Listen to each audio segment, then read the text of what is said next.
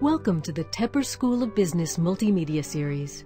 For more information on the Tepper School at Carnegie Mellon, please visit us at www.tepper.cmu.edu/multimedia. And now, here's your selected video. On behalf of the Tepper School of Business, Graduate Finance Association, and the Tepper Consulting Club, thrilled to have Mr. Golub here today. He is the chairman of Miller Buckfire and the former chairman and CEO of American Express Company. With that, I'm going to hand it over.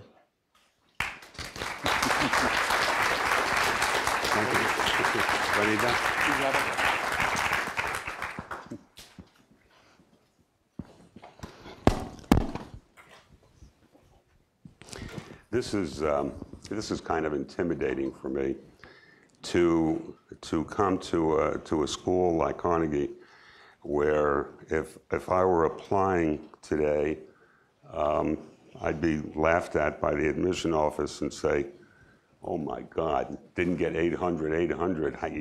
We won't even talk to this guy." And with people who in colleges like this typically are more to the left politically and economically than I am. So that difference might make for an interesting discussion.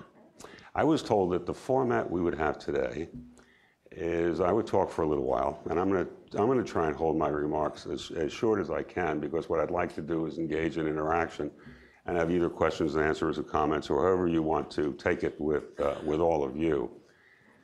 But I find it hard to say hello. And my best friend over there, Andy Merson, next door neighbor in Florida and a close neighbor in New Jersey, he gave me some very good advice when I came here, and he said, "Don't embarrass me," which is always helpful from Andy. He beats me in gin, and I beat him in golf. He's getting worse, I'm getting better. And we have this little thing going. I also have here my newest daughter-in-law, Christine which is her name, Golub. And Christine is looking at graduate schools with my youngest son, and she came here to scope out Tepper today. So be nice to her. What I would like to do in having this introduction is talk to you about an issue that I think is very important that the people in this nation come to grips with. And that has to do with the proper role, the nature and the proper role of a capitalist society. In the history of the world, the only economic system that has brought large numbers of people beyond a bare subsistence level has been where free markets have been established, within a broad context of personal liberty, property rights, and the rule of law. This fundamental point has been made time and time again over centuries by men like Adam Smith and John Locke and Friedrich Hayek and Milton Friedman. Now, I just paraphrased one of those men in my first comment, and that was Milton Friedman, and I'd like to quote him directly. For those of you that don't know him, he was a professor at the University of Chicago and was one of the preeminent monetarists in the world. He said, "There is no alternative way of improving the lot of ordinary people that can hold a candle to the productive activity unleashed by individuals pursuing their own best interest within the free enterprise system. The record is clear. The only cases in recorded history where the masses have escaped from grinding poverty is where we have had free enterprise and personal freedom." Yet in this country and in Western democracies more broadly, the free enterprise system is often vilified. Many in our country, the United States, want to move further toward a system of social democracy, in which we must inevitably shift from our national belief that our rights come from our basic humanity, or in the words of the writers of the Declaration of Independence, from our Creator, to one where our rights are granted to us by government, from a system where governments derive their power from the people to one where the state is supreme. For people on the left, whether they're called liberals or progressives, the word capitalism almost never exists alone. It is always paired with the more colorful unbridled. So we have unbridled capitalism, evoking an image of some kind of Hobbesian jungle-like world. In thinking about what I would offer today as a defense of free markets, at least in part, I Googled the term unbridled capitalism, and you're entitled to do the same thing. I found in the first quarter of a second 404,000 entries on unbridled capitalism. The third entry on the first page was a copy of a 2006 interview of Harvard economist Kenneth Rogoff on the subject of unbridled capitalism, published in the German magazine Der Spiegel. Rogoff made a point that many others have made as well that contrasts to my point. He said, "There's never been a better time to get rich. It is quite astonishing how much money people make in the hedge fund business and in the private equity field." As an aside, Rogoff did not mention baseball players, even quite mediocre ones, television personalities, movie stars, rap singers, whose incomes have gone up at a far more rapid rate than have CEOs, and in absolute terms is often much higher. Rogoff continued, "This unbridled capitalism in the United States can't be sustained socially. If things continue, we will start seeing greater social tension. These huge inequalities are not a desirable characteristic of our society." Obviously, his concern is that capitalism results in unequal outcomes among people.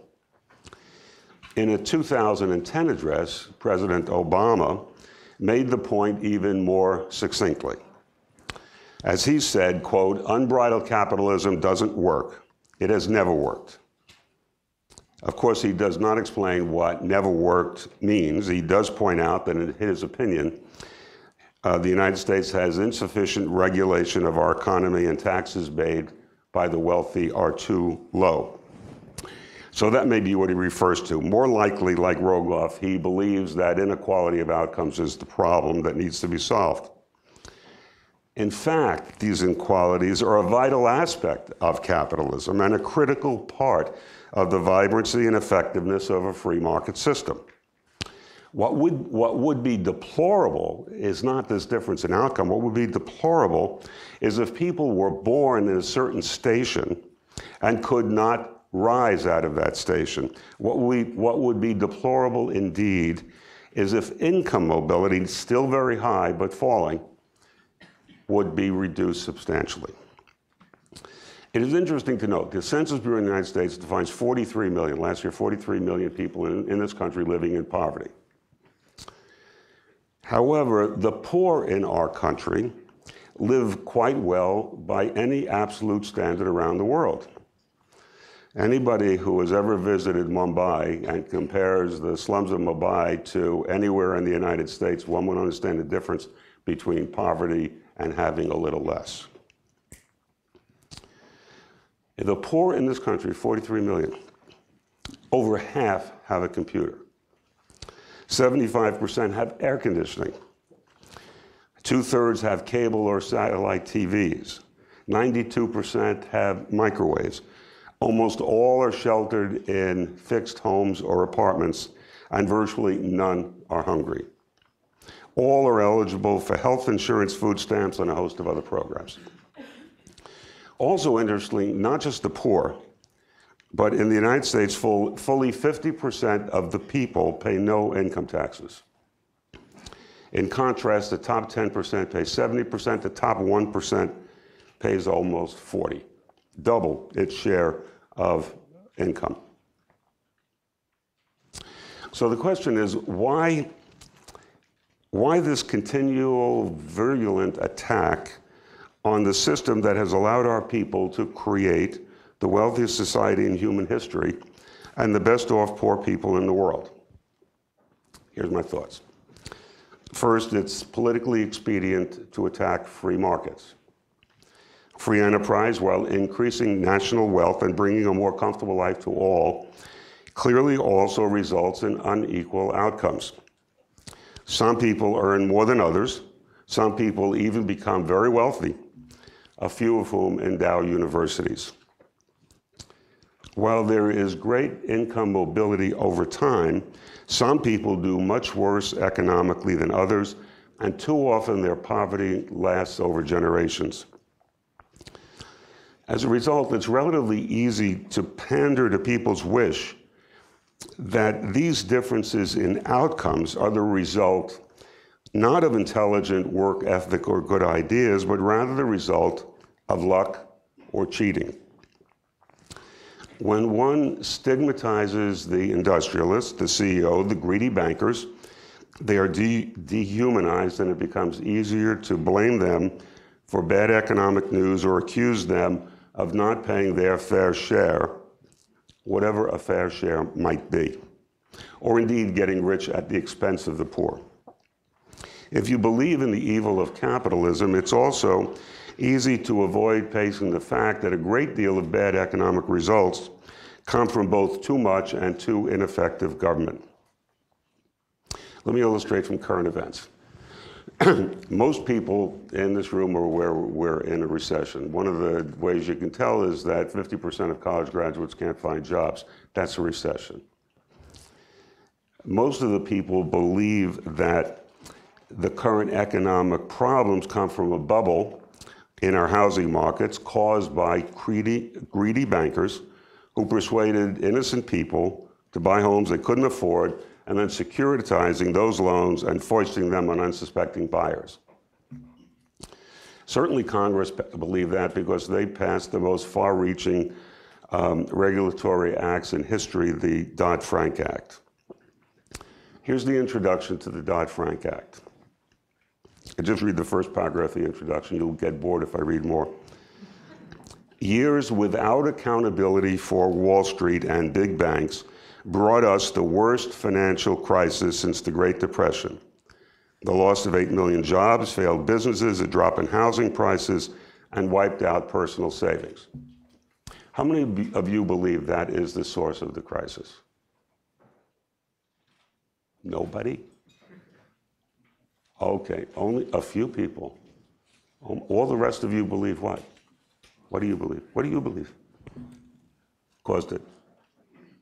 I don't know. Okay, that's a good honest answer. So I'm going to tell you. The Dodd-Frank Act, just so you understand it, is 383,000 words, 4,500 pages, has 243 rules, most of which have not yet been written, 67 studies and 22 periodic reports required. So is the statement that I just read the premise behind all of the legislation of Dodd-Frank, which will have an extraordinary negative effect on the financial system in the United States, a correct analysis of the problem? If it is not a correct analysis, then the solutions offered in Dodd-Frank are likely to be unsuccessful. If it is a correct analysis, at least it has a chance. My answer is no, it's not successful. But listen carefully, because you're going to learn what caused the crisis. According to the sort of the public narrative about it, the crisis and the ensuing deep recession was caused by the reckless private sector driven by greed and insufficiently regulated. Here are the facts. Beginning in 1992, the government required that two government-sponsored institutions, Fannie Mae and Freddie Mac, mortgage lending institutions, they directed them to have a substantial portion of their mortgage financing go to borrowers who were in the bottom 50% of median income. They directed the number. The original legislative quota was 30%. which HUD under Bill Clinton raised to 50%. Under the Community Reinvestment Act, regulated banks and savings and loans had to make a certain number of loans to people who were below 80% of their median income in their communities. By 2008, 27 million mortgage loans, half of all loans, were subprime or weak in the United States. To his credit, George Bush, in fact, tried to change it, tried to bring Fannie Mae and Freddie Mac under control. The Congress did not allow him to do that and didn't pass the law. In Barney Frank's words at the time, one of the sponsors of this bill, he wanted to roll the dice to increase availability of so-called affordable housing. So the losses to Fannie and Freddie will ultimately be over $300 billion. In contrast, all the loans made to all the commercial banks that you heard about and people always talk about, the government has got paid back in full. The only ones where it's not going to get paid back is in Fannie and Freddie on the one hand, and General Motors and Chrysler on the other. The act itself is named after the two biggest culprits. Chris Dodd, senator from Connecticut, and Barney Frank, representative from Massachusetts, were the two biggest proponents of the stupid public policies that led to all these bad loans. And then they were the ones who then wrote the legislation, the 3,000 pages, 4,500 pages, designed to solve the problem they created. So the second question. First question was, do we have the right problem? The second question is, does the bill solve the problem? No, because it doesn't deal with tax policy. It doesn't deal with general policy promoting housing for people who can't afford the houses they buy. It doesn't do anything about Fannie Mae, Freddie Mac, or the Federal Housing Association, all of whom buy these mortgages. Now, interesting enough, all you have to do to solve the mortgage crisis is require everybody have 20% cash when they buy a house, and you have 30-year fixed mortgages. This is what Canada has. Canada has a higher housing rate than we do. And there's none of this stupid kind of loans. But we write 4,500 pages instead of having one simple rule. So what does this bill require? It requires, this is interesting, you're trying to make sure that banks behave well. It requires reports on mine safety, periodic reports on mine safety. It requires reports on payments to governments. So, illustrate, if you're Shell Oil and you buy a field in Indonesia and you're going to put down some exploratory wells, you have to disclose the payment to Indonesia in your SEC reports, which will be very useful information for British Petroleum to have, who, since they're not in the United States, will now know what Shell is paying. Well, Shell wouldn't be, but Texaco or Esso. They would know what their competitors are paying to buy these rights. They have to report on conflict minerals in the Congo. Do you know what conflict minerals are? Yeah. Well, they're minerals that come out of areas where bad people are making money out of the production of the minerals. You can't track this bloody stuff. But in any case, as part of the operations the rules to regulate the banks, we're requiring all companies to report on conflict minerals. We're setting rates for debit cards. That was a huge cause of the housing crisis. Debit card rates were too high. And a whole long list of unrelated items. So what the bill will end up doing is it will reduce substantially the number of banks. We will have fewer banks in the United States. Banks are shrinking now, and they're going to continue to shrink. We're going to have fewer. We will reduce the availability of credit because the cost of providing that credit will be higher. We'll increase massively the compliance costs of all these banks, and we'll increase the risk of the system because we will have all the banks with the same kind of asset structure on their balance sheets, and when something happens, it'll happen to everybody and not just one bank. Stupid law. The second reason for the attacks on unbridled capitalism or greedy bankers or millionaires and billionaires is that those attacks help justify the growth in government and ever-increasing government intervention. After all, if unbridled capitalism is bad, and we know it's bad because some people have more than others, also because we never had unbridled capitalism, then governments need to step in and do something. Thus, you have the conceit that government bureaucrats can do a better job of making decisions for the economy than 350 million people making independent decisions on their own in their own self-interest. And unfortunately, for most of the last century, the progressive point of view that we need more government regulation has prevailed. And public policy has tilted toward increased government activism and hence government growth. Go back 100 years ago, 1901, total taxes raised by federal and state governments in the United States was 3% of GDP. Last year it was 40. In absolute dollars, by 20-year intervals. In 1901, the federal government spent $525 million, $500 million. 1920, $6.4 billion. 1940, 9.5. 1960, 92.2. So in the first 60 years of last century, spending went up to $92 billion a year from essentially $500 million. Next 20 years went from 92 billion to 590. By the year 2000, it was 1.8 trillion, and we're projected at 224, 5.5 trillion. Be nothing left in the private sector. But government is helping.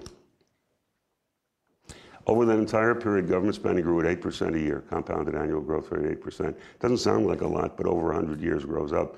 Over the period of time that applies, you would have been far better off taking the trinkets for Manhattan and investing it rather than keeping the real estate, and you'd be better off today than you would from any other investment. Third, with government interference on a large scale with our tax structure, spending decisions, regulations, the inevitable results are distortions in our capital and labor markets and the perversion of free markets into crony capitalism. In crony capitalism, citizens, organizations, businesses try to achieve advantage by influencing government policy or government spending rather than through good ideas and marketing good products. It's crony capitalism or crony government that I believe is the greatest threat to our free enterprise system. More and more, we will have government trying to solve problems that they create with more government intervention. However, with cronyism, with government granting withholding favor, there is a legitimate concern that too many businesses seek success by maneuver and influence rather than by better ideas. One could find a whole series of examples of those from General Motors and Chrysler to the sugar beet industry, all across the board in this economy. I won't give you any more illustrations unless you ask me for them, but I will stop now because we've now done about 15 minutes, and we can engage in a discussion and argument if you prefer.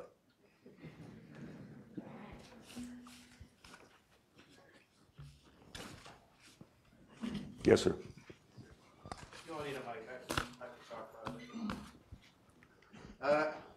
Just real quick, sir, I caught a couple points there. I agree with a lot of it, but I think Congress is appointed to kind of restrain just kind of the inherently bad things that people do. I mean, men have been trying to cheat and kill one another since time immemorial, right? That's why we have rule of law to bring order into the society. I also agree, though, that the legislators trying to dictate the outcomes of the battle sort of from Washington. They should be in Wall Street or mangling things. I don't think they did well. But at the same time, if we look back in history, right, I think the thing that I don't know what this unbridled capitalism is. This is the first time I've ever thought about it. But looking back in history, everything French revolutions, English, all over the world, going back to time immemorial, there's this problem with debts. Problem with what? Debts. Right? When debts get out of control with the populace, whether it be housing or whatever, something always happens. Sometimes it's revolution, which you see in other countries. I don't think that's a threat in the United States. But we just got back into another problem where debts were threatening to unravel the financial system within the United States. We had issues. People were not lending money. But there were banks. You know, I know we talked about Fannie Mae. We didn't talk about kind of Bank of Hawaii, USA, you know, some of those other banks that didn't go out and make all these terrible loans. There was a bunch of people doing things improperly, just like as they have since time immemorial. But there was no regulation in place to keep those people from doing those bad things, so to speak, like you were talking about, the conflict diamonds and the conflict minerals. So I think there's also kind of a counterbalancing point there for somebody needs to be legislating. Whether or not they're doing it well, I think is something to definitely to argue about, and it could be done better. I wholeheartedly agree, but I think there's a function there for those people to restrain that sort of behavior, keep debts under control, especially throughout society when they can have such great course effects throughout our. Okay, well, I mean, I think a lot of the points you raised, I'll call you in a second, a lot of the points you raised have aspect to it that I would agree with. I think regulation is required. I not only admit that, I require it. But we've never had unregulation. The issues with these debts were, it wasn't necessarily that the banks went out to make these stupid loans. They were required to make the loans. The FHA, HUD, there was a woman named Trachtenberg, who was actually Assistant Secretary under Bill Clinton, put in these regulations that required the banks to make loans to people who couldn't afford it. The banks had to come up with ways of making those loans, and no bank would want to hold those loans. Some of them did, but no bank really did. And Fannie and Freddie bought them. They bought them. This was all government policy. Could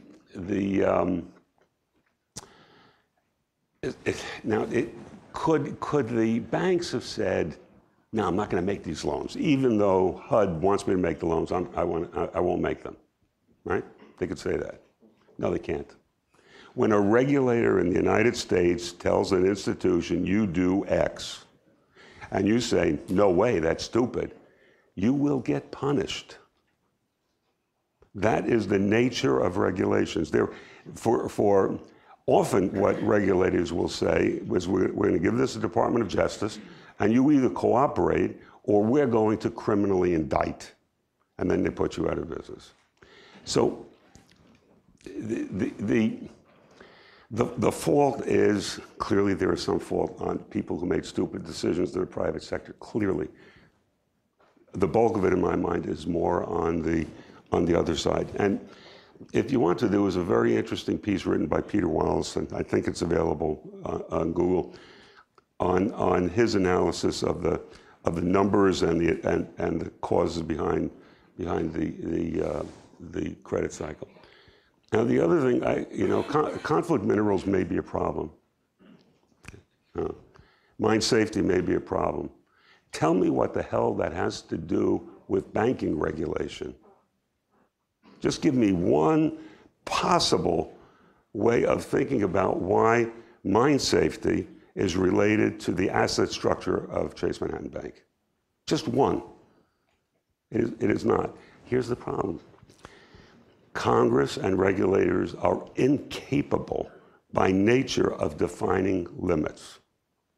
They cannot do it. And they never do it. Hence growth. There's an old joke. Guy at the Bureau of Indian Affairs was crying. And a colleague went in and said, why are you crying? He said, my Indian died. One Indian left, one guy. Yes, sir. I was just going to say that I think what makes this... Do you want a microphone? Otherwise, I'll repeat the question. So I think what made this crisis different than the ones in previous history is that before we were able to survive government stupidity because, we would have turnover, the boom bust cycle, and life would go on, but it just got magnified this time beyond what we've seen before because of the invention of derivatives. So you have someone like Lehman Brothers who are, when Fannie Mae and Freddie Mac purchases these subprime, mortgages. Well, they write the mortgages, right? But they dole them out. So these, other institutions were invested them at 30-to-1 leverage. So Lehman Brothers takes $22 billion in equity and turns it into $691 billion in assets. And then, you see this across the entire industry. So what happens is, I mean, it's all well and good when things are going well because everyone trusts each other. But if you don't trust someone else, to provide the repo loans, so when that became an issue, then we realized how bad things went because of all these derivatives. So what I see here is that it's fine if we can have winners and losers, but when the losers are allowed to lose so much more than they actually have, and then no one is around to pick up the loss, pick up the tab afterwards, that's when it becomes an issue. So it's I think just unique to the environment that we're living in, where we can have so much leverage, which provides the liquidity, which is good. But then once that liquidity, stops because we don't trust each other anymore, that's when it becomes an issue. But other than that, I completely agree with you. But I just think this crisis is unique in our history. So it's not a problem with capitalism per se. It's just a problem with how we allocate assets. Yeah, there is a problem with how we don't allocate assets. People allocate their own assets, but. I mean, there's a lot of you made a lot of points that are relevant in this case. Lehman was highly leveraged. Lehman had a very risky balance sheet, which was the reason, incidentally, why I spun Lehman out when I owned it, because I didn't know how to control the risk on the balance sheet. But who was it? Was it Akoff? Who defined the test? The simplest definition. Occam's razor. If the problem is leverage, and I think part of the problem is leverage, why not simply define capital requirements and say if you're going to be a bank, and now all the investment banks are banks anyway, you got to have capital requirements. You got to have assets, capital of 10%. Why write 3,400 friggin' pages when all you need is capital requirements? Why deal with complicated mortgage regulations when all you need are people that save up money before they buy the house and have enough income to pay for the house? Why do all of this manipulative, trivial stuff designed by people who haven't got the foggiest notion what they're doing? Chris Dodd and Barney Frank. Barney Frank has a very high IQ, but is fundamentally a stupid man. Chris Dodd does not have an high IQ and is fundamentally a stupid man. He's also. Those are the guys who are designing a financial institution. They have no idea what they're doing, none, except they know rich people have too much money and poor people don't have enough houses. But we created we moved a liquidity problem into a solvency problem. We did do that. Yes, sir. Yeah.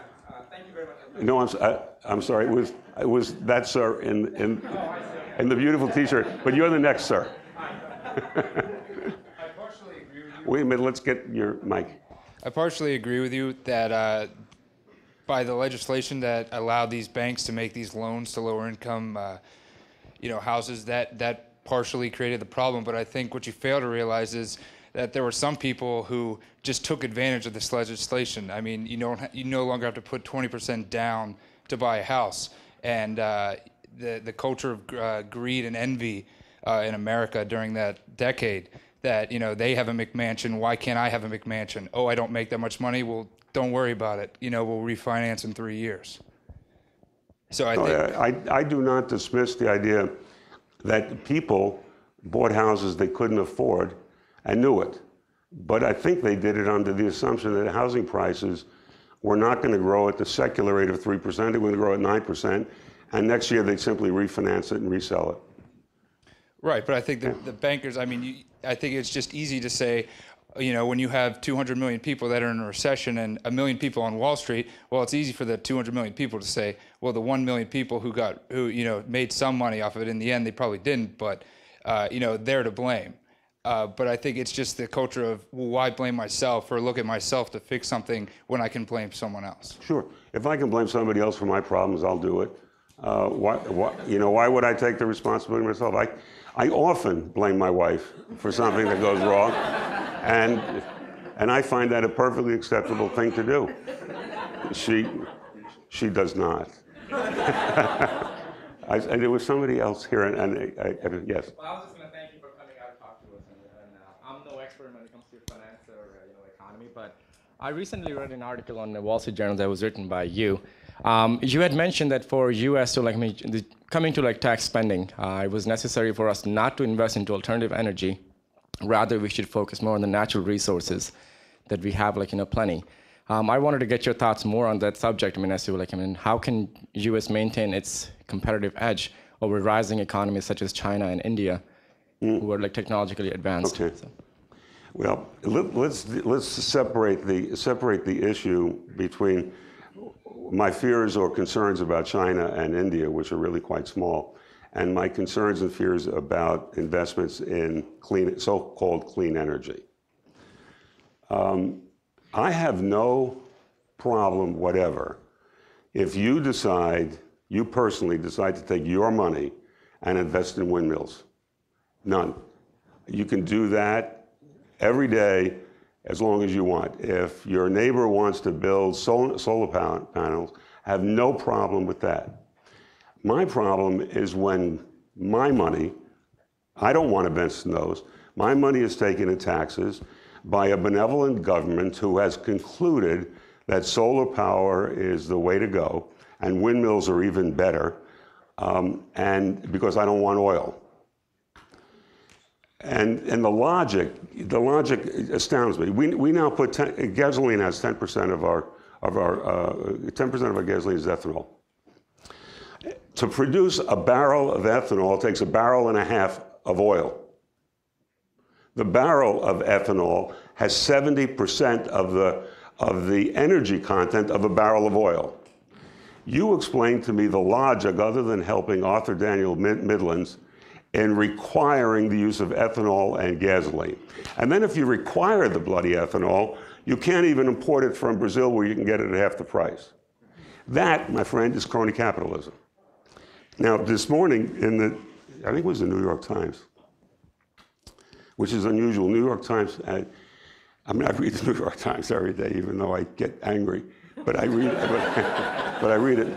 There was an article because there is now a green energy group who is suing, I think it's EPA, because of the hundreds of thousands of acres that have been now set aside for solar panels.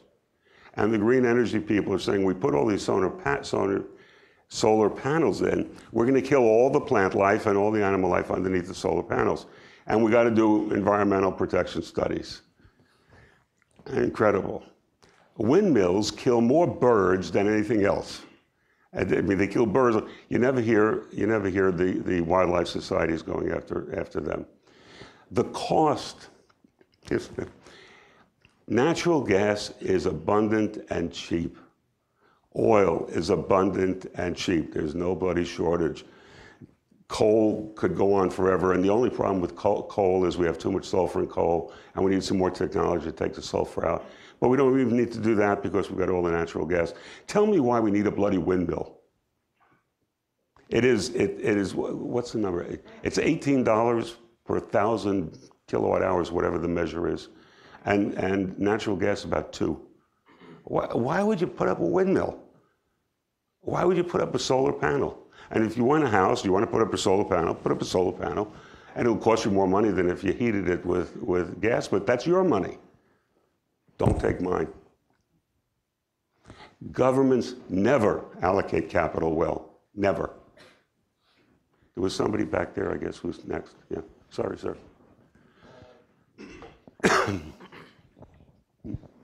Thanks for talking to us. You mentioned the crony capitalism, and I'm just kind of curious why we don't see more resistance to Citizens United from the right in the U.S. Seems more resistance to Citizens United from the right in the U.S. That seems to be the route of a lot of, or the source of a lot of this. So I'm just kind of curious why we don't see more objection to it. I'm sorry, how does Citizens United case relate to crony capitalism?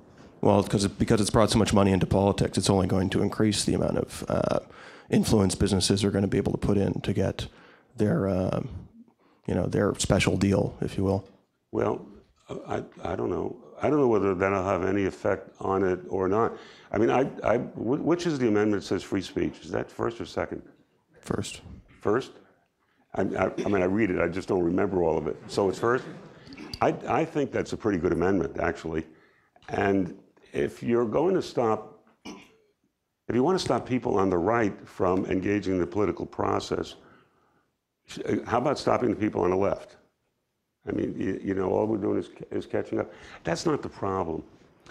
If government is operating in a way that will grant or withhold favors, then businesses and other organizations will seek to influence governments to grant favors to them and withhold them from their enemy. Shouldn't we be looking to reduce the amount of money that businesses can give then into politics? No, we should reduce the amount of power that the legislators have so that they don't grant those favors and don't withhold those favors.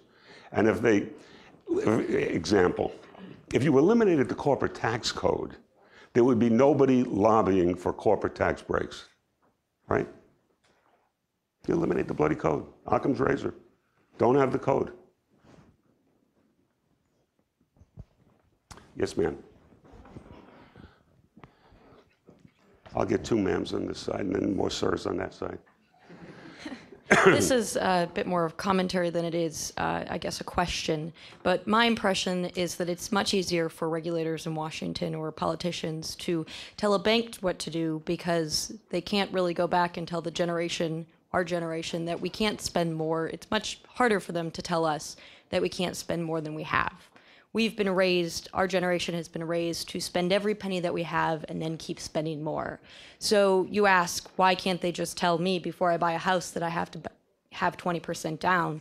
Because that takes a lot more courage on their part to convince me that it's my responsibility as a citizen to save money so that I can continue to contribute than it does for them to come to you and say you're doing something wrong and it's your fault that I overspend. Yeah. Well, when I ask the question, why can't they just do that? It's a rhetorical question. The reason that they don't do that is because they grant favors. And part of the favor is we grant the mortgage housing deduction. Mortgage housing deduction helps people vote for the politicians. Who pays for the mortgage housing deduction? People who rent. We require that banks make loans of a certain kind. Why? Because somebody wants poor people to live there. We could put in those regulations, but then we would lose the ability to grant favors, and the real estate industry, the home building industry would be up in arms. We all know why, but we know what we have to do. So we need some leadership that actually will have the courage to do it. And I would vote for you if you're going to do it. Yes, ma'am. Hi, my name is John, and just now your view on green technology really interests me. And I have 2 questions for you. The first one is for green technology. Your view is you said that oil is abundant and available. I mean, but a lot of people have different views on that because they say the public voice is that oil is scarce and it's running few less and less. And then the second question is, I read New York Times and I'm sorry, the what? New York Times. Yeah. There's an article on Japanese tsunami. So after the Japanese tsunami, thousands of Japanese run and they go on streets and then they put up posters saying that the Japanese government should ban nuclear power plants. And what is your view on nuclear technology, for example, in the US? Or, would you put your tax money into nuclear plants and as versus a green technology? Yes. Okay. Thank you. That's very complicated questions. All right, the first one on green technology. 3 years ago, 4 years ago, 5 years ago, we had a shortage of natural gas in this country. And natural gas was something like $12 or $13 per 1,000 cubic feet. It's now $2. The private sector developed fracking techniques that freed up natural gas reserves all over this country, all over the world. We're going to have no shortage of natural gas for decades. And almost all of the generating plants, coal-firing plants and so on, can be converted to gas. The limitation there is the ability in this country of General Electric to produce turbines. The amount of land that is off limits to oil is very large. And yet every year we keep discovering more and more oil. There's huge amounts of oil in Alaska, there's huge amounts in North Dakota, there's huge amounts in our country off the West Coast, off the East Coast, in the Gulf of Mexico. It has to be extracted. It has to be extracted safely, but it can be extracted. What do I think about nuclear power? I'm not an expert in nuclear power, but the number of accidents that we've had on nuclear power since they have been installed is actually quite small. I think there's only been 2 where there's been any leakage in the last 50 years. This particular incident, which was a tragic incident, as I understand it, was a combination of both a tsunami and an earthquake. So, I mean, it's bad, you get those kind of combinations. But I don't know yet what the ultimate effects will be on people. If Japan decides to eliminate nuclear power and I guess use then more oil at the world price of oil, it will have another decade of no growth. I mean, its policies for the last, 15 years have been zero growth. Right? The real underlying problem is that there aren't enough babies being born. I mean, it's a huge demographic problem in Japan, in Italy, and some other countries. One more. Okay, let me get that fellow back there. That's sir. Yeah. Yeah. Me? Sure. All right. Hi. I have actually a multi-part question. I love it. What do you feel is the appropriate role of government? The second part is, how would you handle the growing income inequality? And the third part is, what advice do you have for us about navigating the changing regulatory environment? I think the proper role of government is to provide the legal framework under which people and businesses can operate that result in fair dealing, and do that to the minimum extent possible. I think a second role of government is to provide for the common defense. Economic power, economic results is often usefully backed up by military power. We've seen in the last four years particularly, what has happened is the United States military capability has decreased, and we learn again, we constantly learn the same lessons, that evil exists in the world and somebody has to deal with it, and if nobody's going to deal with it, it's going to grow. So I think a role for government deals with that. I'm dealing at the federal level, not state and local government. I think a role is to ensure property rights and to be a lot more modest about what it is it ought to do. Government execution ought to occur at the lowest possible level, not at the highest possible level. So I would think it would be a lot less than it is now, and a lot more subtle and a lot more modest. The second question that you had was growing income inequality. Oh, I would substantially reduce the welfare programs in the United States. Currently, today in the United States, we spend $1 trillion a year on means-tested programs. One can go to a number of websites and get a list of all of the programs. We have something like 47 different job training programs. The largest program in the Department of Agriculture, the largest program in the Department of Agriculture is what? Food stamps. Food stamps. It's the largest program in the Department of Agriculture. Who has an interest in keeping that program? The Department of Agriculture. So what we have, And I should tell you too, we don't measure income equality very well. What we need to do a better job of measuring is what people have, because the income equality numbers don't really reflect how much income people have. At the lower end of the scales, there's far more cheating on taxes and reported income than there is at the upper end. So the numbers are weird. What concerns me is not the inequality of the numbers. What concerns me is whether individual people, can start at the bottom and through mobility move to the top. That's what concerns me. What would concern me is if the people who are in the top 10% this year were the same people who were in the top 10% 20 years ago. That would disturb me. The fact is they're not. There are more people, different people in the top 10% or 20% is how they usually do it, than there were 20 years ago. And who's in that group? Well, this week or last week, there was a list of people in the entertainment industry. Oprah Winfrey was number one, $150 million. Number two was somebody I'd never heard of, somebody named Bay. And I asked my secretary, you ever heard of this guy, Bay, B-Y? It turns out he had something to do with something called the Transformers. It was a movie, or right? Okay, $145 million. That's income equality. We have mediocre baseball players in New York who get $10 million and hit 240. That's income equality too.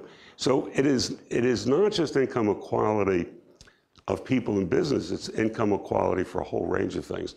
And I would prefer all the New York Giants to get paid a lot less so that the tickets I have didn't cost me $40,000 to buy the rights to buy tickets. I would want to reduce those numbers. It's not the income equality, it's whether people can change their situation. If they can change their situation, then let them become the next Zuckerman. I don't care. Won't affect me. I mean, the more rich people there are, the better off I'll be.